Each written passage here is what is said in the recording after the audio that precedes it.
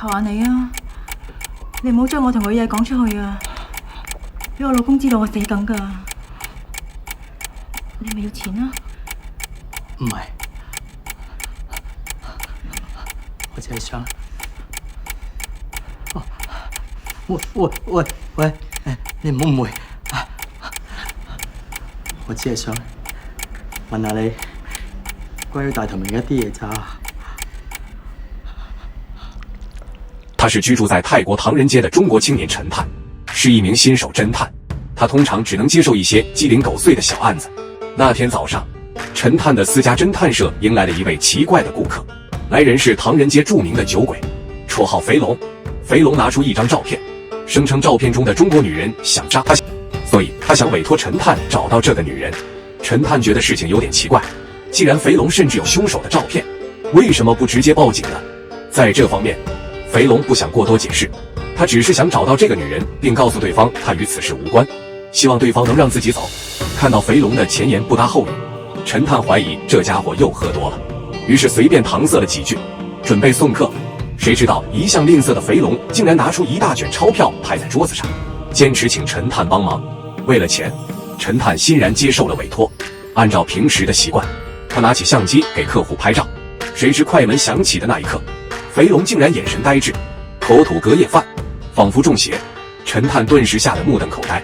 不过陈探也没有把这件事放在心上，立即开始了自己的调查。陈探拿着照片沿着唐人街挨家挨户开始走访询问，很快便有了眉目。唐人街一家麻将馆的老板海公公认出了照片中的女人，这个女人的名字叫欣姐。这张照片的左下角还有一个男人，这个人的名字叫大头明，他是欣姐的情人。他们以前经常去麻将馆打麻将。根据麻将馆老板提供的信息，陈探很快就找到了欣姐的地址。可是敲了半天门也没人答应。邻居告诉陈探，他已经很久没见到欣姐了，对方可能已经搬走了。就在陈探准备无功回归的时候，麻将馆的一个伙计追上来，给了陈探另一个地址，那里是大头明私会情人的出租屋，欣姐可能在那里。根据伙计给出的地址，陈探来到一栋公寓楼。来到楼上时，他找到大头明的住址，但很快就发现情况不对，这家门居然是虚掩的，并且屋内还飘出一股浓烈的腐臭味。陈探小心翼翼地打开门，惊恐地发现大头明已经挂在房间里了。陈探迅速拿出相机拍照取证，并拨打了报警电话。负责调查此案的警长智叔是陈探多年的好兄弟，所以智叔没有把陈探当外人，与陈探就互通有无了。警方在出租屋里找到了大头明的手机，里面有很多大头明和不同女性的亲密照片，其中还有欣姐的照片。在智叔的默许下，陈探将所有的照片都转发到自己的手机上。经过警方的盘查，判定大头明死于自杀，而且已经死了好多天了。外加上警方发现大头明最近在股票中损失了很多钱，强烈怀疑他可能是无法偿还债务而选择自杀。对此，智叔劝陈探不要再继续调查，但陈探还是没有放弃。他又来到麻将馆，想问老板更多关于大头明的事情。在麻将馆里，陈探遇到了一个短发女子，她和大头明拍了一张亲密的照片。在陈探的逼问下，短发女性向他们提供了一些线索。原来大头明确实因为炒股亏了不少钱，但最近这个男生好像发了一笔横财，还清了所有债务。而且大头明不是个体散户，对方好像和几个人合伙炒股，其中一个合伙人是一个叫素芳的银行女员工。回到侦探社后，陈探开始整理手中的线索。这时一个男人突然打电话求救，这名男子声称细荣被欣姐追杀，随后伴随着一阵惊恐的哭声，电话突然挂断。陈探感到困惑，因为他根本不认识这个细荣，为什么对方给自己打电话求救？陈探随后委托警察局的熟人跟踪救援电话的地址，并找到了地址。他来到一间公寓门口，根据他平时的习惯，陈探先是拿出相机拍了一张照片，然后才打算拜访。但就在门铃响起的那一刻，房子里突然发生了剧烈的爆炸，陈探直接被炸晕了。等醒来后，他发现自己躺在病床上，智叔就一直守在他旁边。根据警方最新的调查结果，爆炸发生的房子里发现了一具尸体，死者名叫细荣，是一名股票经纪人。爆炸的原因是溢出的米汤浇灭了火焰，导致气体泄漏，填满了整个房间，而按下门铃产生电流火花，从而引爆了房子里的气体。除此之外，尸检时法医发现死者腹部有多处刀伤，但由于尸体损伤严重，无法判断对方是死于刀伤还是煤气爆炸。这这时智叔再次严肃地警告老朋友停下来，不要以为他真的是神探，如果他真的有能力，他应该先找到他从小就走散的父母。这番话也戳到了陈探的痛处，毫不理会老友的劝阻。在离开医院后，陈探冒充警察来到银行，准备那个女员工素芳询问情况。结果素芳当天没有上班。当陈探来到素芳家时，他发现对方烧炭自杀了，现场非常奇怪，墙上写满了我错的字。陈探又拿出相机拍照取证。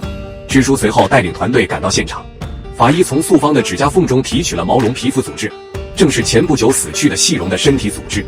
由此推测，素芳和细荣在炒股过程中应该发生嫌隙，素芳因此寻机杀死细荣，最后畏罪自杀。但陈探并不承认这一猜测，因为细荣在求救电话中提到，想杀他的人是欣姐，而不是素芳。为了彻底查明真相，陈探再次假警察来到银行进行调查。根据银行经理提供的信息，另一个人与起素芳大头名一起炒股，这个人的名字叫黄有才。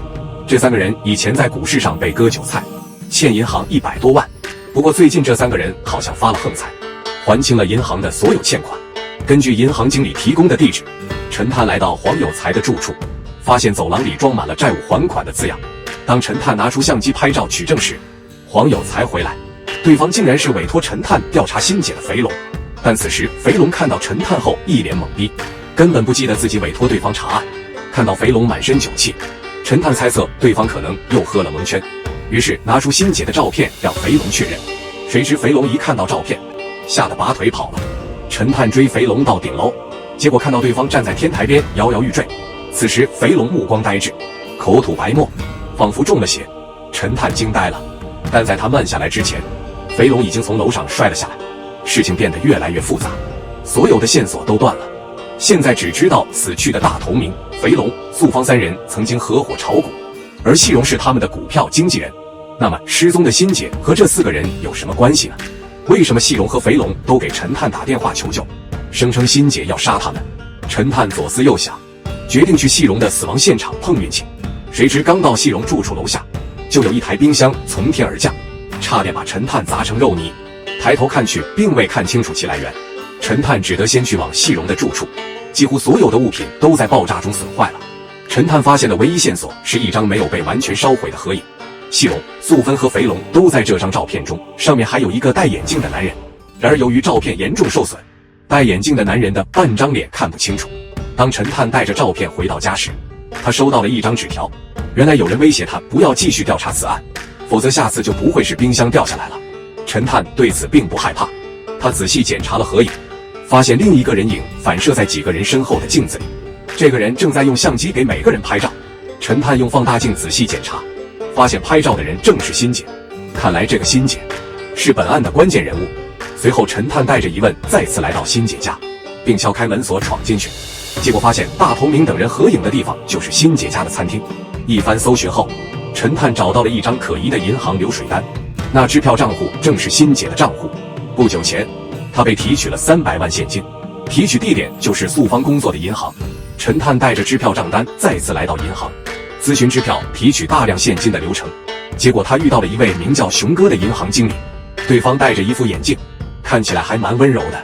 但陈探很快就从面容上警觉起，对方正是照片上的眼镜男。陈探直觉熊哥一定和最近的一系列谋杀有关，于是开始偷偷跟踪对方。今天深夜，当陈探跟踪熊哥时，对方发现熊哥立即闯入一条小巷。陈探摸进小巷，但没有熊哥的踪迹。这时，一个长发女人突然跑过小巷，看起来像失踪已久的欣姐。陈探没有时间仔细思考，赶紧赶上去。但当他追到一家废弃的工厂附近时，那个女人突然消失了。这时，黑暗中传来奇怪的声音，陈探跟着声音走了过去，谁知脚一滑，掉进了一个深坑里。这里简直就像一个垃圾坑，周围散发着恶臭。陈探看不清周围的情况，也爬不出去，只好打电话给朋友智叔求助。智叔很快就带人赶了过来。当照明设备亮起时，每个人都被眼前的场景震惊了。只看见陈探坐在深坑里，脚下踩着一个腐烂的头。警方很快发现这个头来自欣姐，原来欣姐早就被杀了，而就在她死后，她的账户也被用支票支取了300万现金。现在的话，目标就很清晰了。合影中唯一活着的眼镜男熊哥显然有重大犯罪嫌疑。智叔和陈探赶到银行，准备逮捕熊哥。熊哥看到警察，立刻意识到自己已经暴露出来了，而我们也跟着导演的画面，还原了所有真相。原来熊哥和大头明、素芬、肥龙、细荣合伙炒股，结果亏了不少钱，欠了不少债。就在这时，他们遇到了富婆欣姐。欣姐在泰国没有亲戚朋友，如果有一天她死了，恐怕没有人会追她。于是5个人设下了毒计，在欣姐生日那天，5个人以为对方庆祝生日为幌子，熊哥残忍地杀了欣姐。合影照片则在案发当天正式拍摄。杀人后，细荣负责清理现场并留下了合影，酒鬼肥龙负责分尸，银行女职员素芳负责模仿欣姐的笔记，伪造了300万的支票。之后，熊哥利用职务从银行提取了这笔钱，还清了所有债务，而扔尸体的地方则正好是陈探掉下来的垃圾坑。这就是欣姐被杀的全部真相。熊哥也再无退路，他抓住机会要挟住陈探，嘴里还念叨着后悔没有用冰箱砸死他，说着拿起陈探腰间的手枪就要开枪。关键时刻，智叔果断开枪，将熊哥一枪爆头。还好都是虚惊一场，所有人都有惊无险。几天后，智叔再次找到了陈探，给他带来了一个惊人的消息：警方还在垃圾坑里挖了一男一女2具骨头。经过法医尸检结果显示，2名死者死于30多年前，均死于他杀。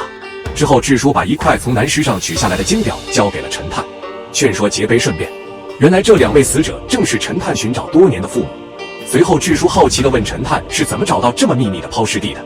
陈探想起了他在巷子里遇到的长发女人，现在想来，似乎正是这个女人把自己引导到了垃圾坑里。当天晚上，陈探将最近拍摄的照片发送到电脑上，他发现几个人死亡现场的照片上出现了一团奇怪的白雾。陈探把这些照片重叠在一起，结果他惊恐地发现，几张照片中的白雾组合在一起，形成了一张奇怪的脸。这张脸就是死去的欣姐。